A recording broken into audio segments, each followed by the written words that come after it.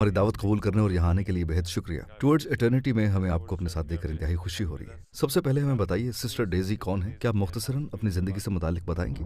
वालेकुम अस्सलाम ब्रदर, मुझे यहाँ मदु करने का शुक्रिया। मेरा नाम डेज़ी है और मैं इस्लाम कबूल कर चुकी हूँ। मैं जनूबी कैलिफोर्निया में पली बढ़ी। मैंने अपना ज़्यादा वक्त समंदर में सर्फिंग और घुड़सवारी में गुजारा। मेरा ख़ानदान कैथोलिक था। हम एक मजहबी आयरिश कैथोलिक ख़ानदान में परवान चढ़े। मेरी बहन दरअसल थर्ड ऑर्डर कार्मेलाइट नन थी। मेरे चंद चचा पादरी हैं। मैंने तकरीबन 20 साल पहले इस्लाम कबूल किया और अल्हम्दुलिल्लाह तब से अब तक बेहतर मुसलमान बन रही हूँ इंशाल्लाह।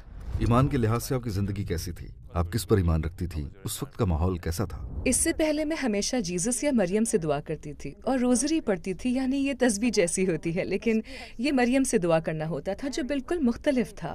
और मेरा जीसस के साथ एक रिश्ता बन गया था। मेरे खानदान ने चंद चर्च भी तामीर किए। हमारी पूरी जिंदगी चर्च के गिर्द घूमती थी। कैटेकिज्म, सीसीडी, कॉन्फर्मेशन क्लासेस जाना, नौजवानों को तालीम देना और इसी तरह की सरगर्मियाँ। उस वक्त मेरी सबसे अच्छी सहेलियाँ नन्स थीं।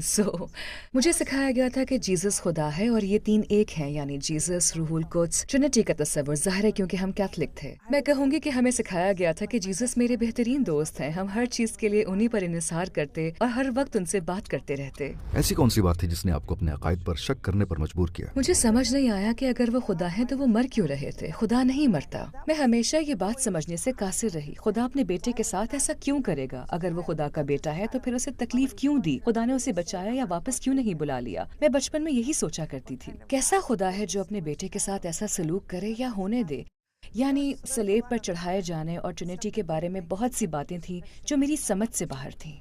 आपका इस्लाम की जानिब सफ़र कैसे शुरू हुआ? मैं कहूँगी जब मैं सऊदी अरब गई। मैं वहाँ अमेरिकन एम्बेसी में काम कर रही थी, जहाँ मुझे एम्बेसी के अमले के लिए एक चाइल्ड केयर कायम करना था। मैं वहाँ गई, लेकिन साथ ही अपने पादरी के साथ भी काम कर रही थी। और जब मैंने उन्हें बताया कि मैं वहाँ जा रही हूँ तो उन्होंने कहा ये ईसाइयत को वहाँ पहुँचाने का बेहतरीन मौका है, क्योंकि हमें वहाँ दाखिला नहीं मिलता। उस जमाने में ईसाइयों के लिए वहाँ जाना वाकई बहुत मुश्किल था। तो उन्होंने कहा तुम ये काम कर सकती हो, हम तुम्हें अरबी में तर्जुमा शुदा बाइबल देंगे और तुम्हें सब सामान मुहैया करेंगे।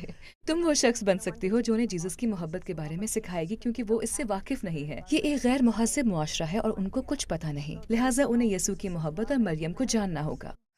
इसी नीयत से मेरा सफ़र शुरू हुआ। मैं इसी मकसद से वहाँ गई और जब मुझे सऊदी लोगों से बात करने का मौका मिला तो मैंने महसूस किया कि अगरचे मुझे कुरान का कुछ इल्म नहीं था, लेकिन उन्हें बाइबल का इल्म था। वहाँ बहुत लोग बाइबल जानते थे, वो सिखाई गई तालीमात से बखूबी वाकिफ थे। उन्हें जीसस के बारे में मुझसे ज्यादा मालूम